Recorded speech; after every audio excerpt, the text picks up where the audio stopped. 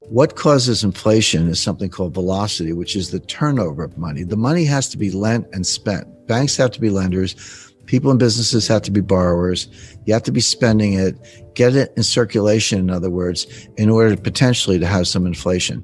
And every now and then I'll see a headline that says, currency war has broken out. And I laugh. I said, no, it's the same currency war. It comes as no surprise that 10 years after the book came out, we're still in a currency war, and we will be for the foreseeable future. So that book is actually very fresh. It talks about Ukraine, talks about a lot of things that were way over the horizon. What you describe about the Chinese money supply is absolutely correct. People in the United States complain, the Federal Reserve has printed $4 trillion in the past year. And they have printed $4 trillion in the last year. They're taking the Fed balance sheet from about 3.5 trillion to 7.5 trillion. So yeah, we printed $4 trillion in the past year. Didn't do any good, won't do any good, but we did it.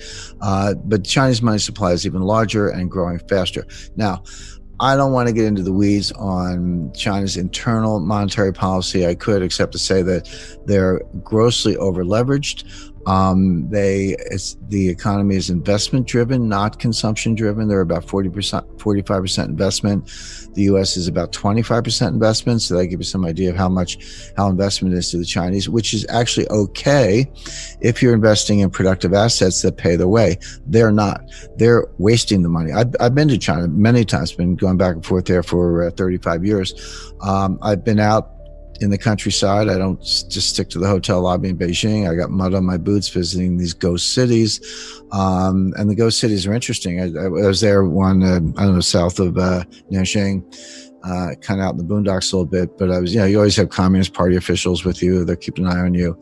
And so each ghost city, there are a bunch of them, actually seven. Imagine building 7 cities. That's what I saw. And so they got 1 or 2 skyscrapers, shiny new construction, some of it still under construction, all empty. So I said to the communists, I said, what are you guys doing here? I mean, nobody's here. So, oh, don't worry. People will be coming from the countryside and they will be populating these cities. And I said, when? I said, no one's coming. And besides that, you've already drained the countryside. That already happened, 15 years ago. But I said, you cannot mothball a building. It's not like some old clothes. I mean, the way a building maintains itself, it gets occupied and there's maintenance and people fix it and all that. I used to travel a lot in Central Africa in the early 80s. It was Zaire at the time. Today it's the Congo. I was in Kinshasa, but it was right after the 70s commodities boom. When cocoa prices and oil prices and copper prices were skyrocketing because of inflation. And they took the money, of course they wasted it, and they built these skyscrapers in Kinshasa. If you apply, generally accepted accounting principles to their investment account, you would write it off the day they open the building because nobody's there. It's not worth anything. So they're wasting the money. They're over leveraged. They're overprinted. However, none of that has anything to do with the status of the Chinese yuan as a global reserve currency. The yuan is not a reserve currency. It will not be probably in my lifetime, maybe never. And I'll tell you why, because a lot of people don't understand what a reserve currency really is. You get a report from the IMF and it says, 60% of global reserves are in dollars, which is true, and about 25% are in euros, which is true. So 85% of global reserves are in dollars or euro, which means the only meaningful exchange rate in the world is the euro US dollar cross rate.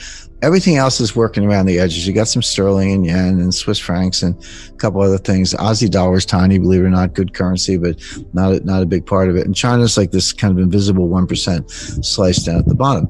But it's not as if, and China has $1.4 trillion in its reserves. But here's the point. It's not as if they have pallets of $100 bills stacked up in the basement of the People's Bank of China. They don't. You invest in securities. In other words, they're dollar denominated securities. So it's not actually dollars. They're treasury bills, notes, and bonds denominated in dollars. So the thing that makes a reserve currency is not the currency, it's the bond market. You need something to invest in with maturities. You need, you need a liquid bond market with different maturities, different interest rates. You need dealers, you need auctions, you need payment and clearance systems, you need repo or repurchase agreements, futures, options, when issued trading, custodians. The rule of law, there's a whole massive infrastructure, which we started working on. Bank of England has done the same. China doesn't have any of that. None of it. There's no significant Chinese bond market. They don't have the infrastructure of banks and dealers I described. They don't have the physical infrastructure. And most of all, they don't have a rule of law. You can't throw a Chinese, trust the Chinese as far as you can throw them. And so they have no chance of being a global reserve currency, none. Same with the Russian ruble, same with a lot of other currencies, same with Bitcoin. Show me the Bitcoin bond market. Maybe you can get my attention, but not sooner. Where's the rule of law with Bitcoin? Doesn't exist. So none of those are going to replace the dollar. If you hate a policy or a program, you just hate it, you write op-eds, fine.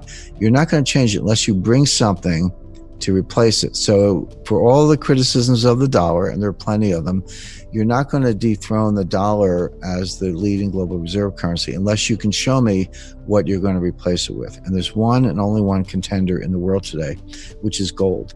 So that's a whole other conversation. I'm not saying we're going to be on a gold standard tomorrow. Let's break that into two parts. Let's separate confidence, which is a big deal, and stimulus, which is also what I was talking about in the caption you read.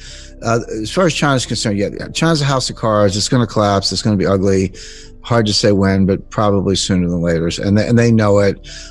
So we can, and they're not going to be a global reserve currency. So we can put China to one side, but yeah, China's a house of cards. Now, getting it back to the United States. So the first point, let's talk about stimulus first. So yeah, the Fed printed $4 trillion. Congress, we had $1 trillion, what are called baseline budget deficits going into the pandemic. So with no pandemic, we were going to have $1 trillion deficit in 2020 and 2021. Now, Congress put $3 trillion on top of that with rescue and bailout programs last March, April, and May. That was the CARES program, payroll protection plan, aid to hospitals, extended unemployment benefits, higher unemployment benefits, et cetera.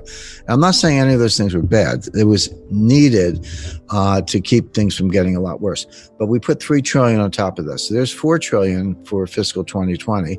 They just did $1 trillion last week in the kind of final days of the Trump administration. So that's $5 trillion. And Biden has announced his plan. He's going to have a $2 trillion rescue bailout, so-called stimulus plan now. So that's $7 trillion plus the $1 trillion baseline for fiscal 2021. So there's $8 trillion in deficit spending in 2 fiscal years, $4 trillion of money printing by the Fed. Now, those are the numbers. That's not projections. That's baked in the pie. Just don't call it stimulus. It will have no stimulative effect. Does it, again, as I say, keep the lights on? Yes. Would some people keep their jobs last spring because their employer got payroll protection plans? Yes. Did other people benefit from increased unemployment benefits? Yes. Was a lot of that necessary because things were in such bad shape? Yes. On the money supply, you can print all the money you want. Money printing does not cause inflation.